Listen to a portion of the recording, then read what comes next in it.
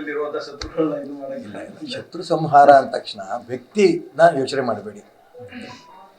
ಈಗ ಉದಾಹರಣೆಗೆ IT department ಇರುತ್ತೆ.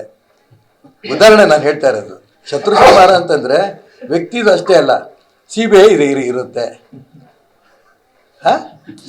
ಹೌದಲ್ಲ?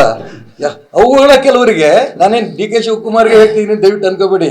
ಆ CBI IT ಡಿಪಾರ್ಟ್ಮೆಂಟು ಅಂತ ಇದ್ದಾಗೇನೆ ಅವ್ರಿಗೆ ED ಅಲ್ಲ, ಬರೀ ಶತ್ರು ಅಲ್ಲ, ಭೂತ ಕಂಡ ಕಟ್ಟಾರ ಅವ್ರಿಗೆ. ಅದ್ರ ಸಂಹಾರ ಅಂತ ಹೊರಟಿದ್ದಾರೆ ಅವರು. ಅವ್ರಿಗೆ ನ್ಯಾಯ ಸಿಗ್ಲಿ ಅಂತ ಮಾತ್ರ ಹೇಳ್ತೀನಿ. ಮತ್ತೆ ಪಕ್ಕದಲ್ಲಿ CM-ಗೋಸ್ಕರ ಅವರ ವಿರೋಧಿ ಬಣ ಅವ್ರ ಭಾವನೆ ಏನಿದೆ ನನಗೆ ಹೆಂಗಣ್ಣ ಗೊತ್ತಾಗುತ್ತೆ, ನಿನಗೂ ಗೊತ್ತಿಲ್ಲ, ನನಗೂ ಗೊತ್ತಿಲ್ಲ. ಸರ್, ಸದ್ಯದ ಪರಿಸ್ಥಿತಿಯಲ್ಲಿ ಕಾಂಗ್ರೆಸ್, JDS ಮತ್ತು BJP ಸರ್, ಈ ದೇಶದ ಸ್ವಾತಂತ್ರ್ಯಕ್ಕೋಸ್ಕರ ಲಕ್ಷಾಂತರ ಯುವಕರು ಬಲಿದಾನ ಆಗಿದೆ. ಅವರೆಲ್ಲರೂ ಸ್ವರ್ಗದಲ್ಲಿದ್ದಾರೆ. ಆ ಬಲಿದಾನಕ್ಕೆ ಬೆಲೆ ಇದ್ದೇ ಇದೆ.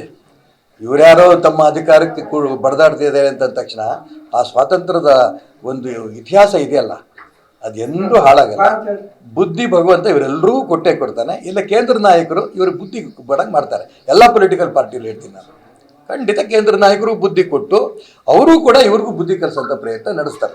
ಈಗಿನ ಅನೇಕ ಸಂದರ್ಭದಲ್ಲಿ ಯೋಚನೆ ಮಾಡಿದ್ರೆ ಕಾಂಗ್ರೆಸ್ನಲ್ಲಿ ಕೇಂದ್ರ ನಾಯಕರ ಪರಿಸ್ಥಿತಿ ಬುದ್ಧಿ ಇದೆಯಾ ಗೊತ್ತಿಲ್ಲ ನನಗೆ.